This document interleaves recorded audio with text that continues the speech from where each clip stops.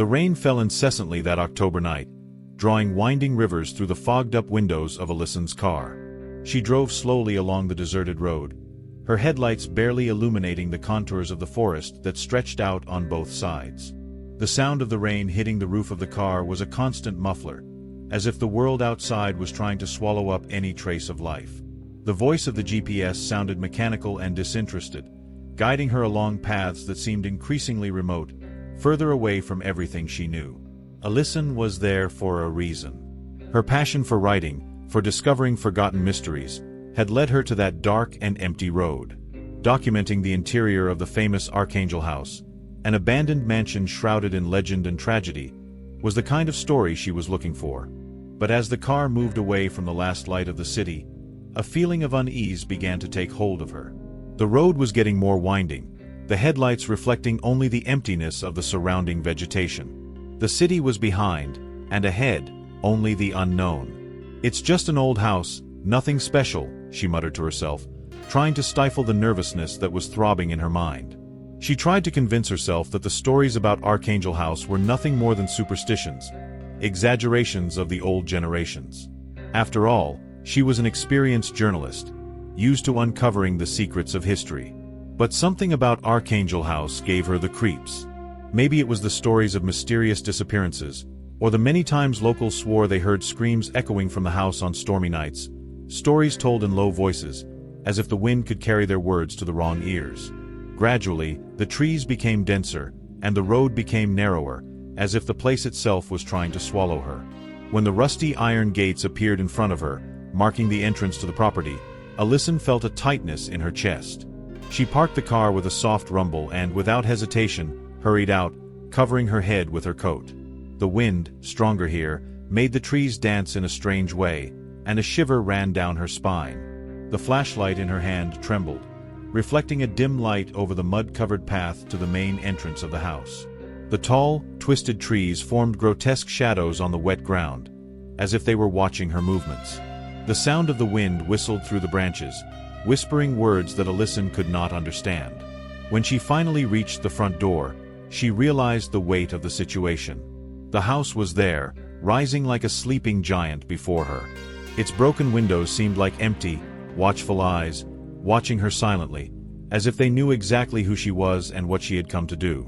She hesitated for a moment, staring at what looked like a portal to another time, before pushing open the heavy wooden door. It creaked, as if protesting her presence, but eventually gave way. Inside, the air was thick, heavy with a musty smell mixed with something more bitter, perhaps rust or dried blood. Allison turned on the flashlight, the dim light illuminating a large, decaying hall, with spiral staircases and chandeliers covered in cobwebs. The silence was absolute, but it didn't last long. Despite its decay, it was clear that the house had once been a place of luxury and opulence, the kind of mansion that told secrets, secrets that didn't want to be forgotten. She wasn't sure, but the heavy air seemed to have a life of its own inside, as if the house were still breathing. "Well, here we go," she said, trying to sound confident. She turned on the voice recorder and the camera, beginning to document what she saw. The wooden floor creaked beneath her feet, warped by the damp. The faded wallpaper, now stained with mold, revealed floral patterns that had once been vibrant, reminiscent of a time when this house had been teeming with life. "Now," she whispered softly, "silence and darkness rule." The words, however, seemed empty. Because there was something there, something she couldn't understand. Something beyond the silence. The sound, subtle, almost imperceptible, seemed to come from the air, as if the house itself were whispering ancient secrets. Each step Allison took echoed off the walls, but somehow it seemed as if the footsteps weren't hers. She swallowed hard, trying to ignore the growing feeling that she wasn't alone. But the house was empty, wasn't it? Right. She entered a narrow hallway that stretched for meters, lined with closed doors.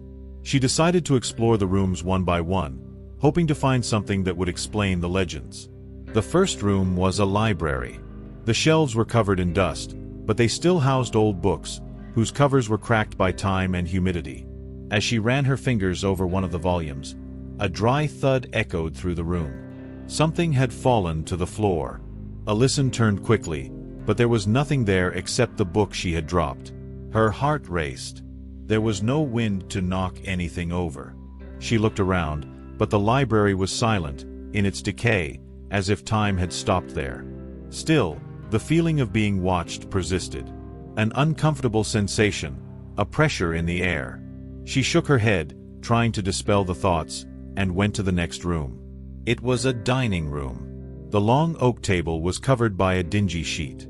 She reluctantly pulled the sheet away, revealing a full dinner service, as if someone had left in a hurry and left everything behind. The crystal glasses were intact, reflecting the light from her flashlight with an eerie glow. But a plate, sitting on the edge of the table, showed dark, dried stains that looked like blood. Alyssum stepped back, a shiver running down her spine. "Who leaves this behind?" she whispered, more to herself than to anyone else. The feeling that something had happened here, something she didn't want to find out, was overwhelming. Continuing her exploration, she found the next room. A child's room. The faded wallpaper displayed drawings of stars and moons, now faded by time and dirt. An old crib, placed in the center of the room, rocked slowly. Alyssum stopped, her eyes fixed on the crib. Something wasn't right. There was no wind inside the house, and the crib's frame, old and rusty, couldn't move on its own. She approached it cautiously, but the movement continued, gentle, as if an invisible hand were pushing it. The cold increased, and a shiver ran through her body. She stood there, frozen, as if she were watching a scene that should never have been witnessed. "It's just the old structure creaking," she told herself, but the words came out shakily, almost as if she didn't believe them. As she climbed to the second floor, fear began to solidify in her throat. What was she looking for? What was hiding there, waiting to be discovered? The master bedroom was in front of her. The door was ajar, and the air inside seemed thicker, more charged. She stepped inside. The closet was open, clothes still hanging in it, hastily piled together. In the corner of the room, a vanity table held a cracked mirror, the wood stained a dark shade. Alyssum walked over, studying her own reflection. But something was wrong. When she looked in the mirror, she had the feeling that something, or someone, was behind her. Something that shouldn't be there. Before she could turn around, something made her stop. A fleeting shadow, just a fraction of a second, but enough to make her heart stop. She couldn't breathe. There was no one there. But the feeling of danger was palpable. The house seemed to be pressing down on her shoulders, the air growing heavier and heavier, as if she were being enveloped by something greater, something immortal. Desperately, she went down to the basement. There, she found the true heart of the house. The cold stone floor and the icy atmosphere were completely different from the other rooms. In the center of the room, there was an altar, strange and gloomy. Melted candles and small bones, possibly from animals, were scattered across the floor. The smell of mold was mixed with something heavier, something she couldn't identify. The walls were covered in Latin inscriptions, which Alyssum couldn't understand, but which exuded a sense of terror, an evil presence that seemed to emanate from every word. As she turned to leave, the basement door closed with a bang. The noise echoed in her head. The flashlight flickered and went out. Alyssum was left in total darkness, hearing only the sound of her own rapid breathing. But she wasn't alone. Footsteps. Slow, methodical, echoing off the stone walls. She swallowed hard, feeling panic take over her body. "Who's there?" she shouted, trying to force herself to sound brave. But her voice came out shaky, muffled by tension. The answer didn't come in words. Instead, a low, guttural sound, like a distant growl, made her stomach churn. She ran to get her cell phone, but when she tried to call 911, she realized there was no signal. Fear began to take over her mind. The voice in her head was screaming at her to run, but her feet were paralyzed. Her muscles refused to react. Suddenly, the flashlight came back on, blinking frantically. What she saw made her blood run cold. There was a figure on the altar. Tall, hooded, with eyes glowing like hot coals. The figure watched her, motionless, as if waiting for her. Before she could react, she felt a violent impact on her head and everything went dark. Alyssum woke up with a start, breathing heavily. She was back in her car, parked on the road, outside the house's gates. The sound of rain still beat against the glass. Her camera was next to her, still recording. She turned on the screen and watched the footage, but what she saw left her paralyzed with horror. The last images were of herself in the basement, muttering words in Latin that she couldn't speak. And in the background of the recording, the sound of laughter. Laughter that she would never be able to forget. Alyson never spoke about Archangel House again, but since that night, her dreams were forever haunted by the echoes in the darkness. They never left her alone, and the house, even from a distance, seemed to call her, as if something in her had never let her go.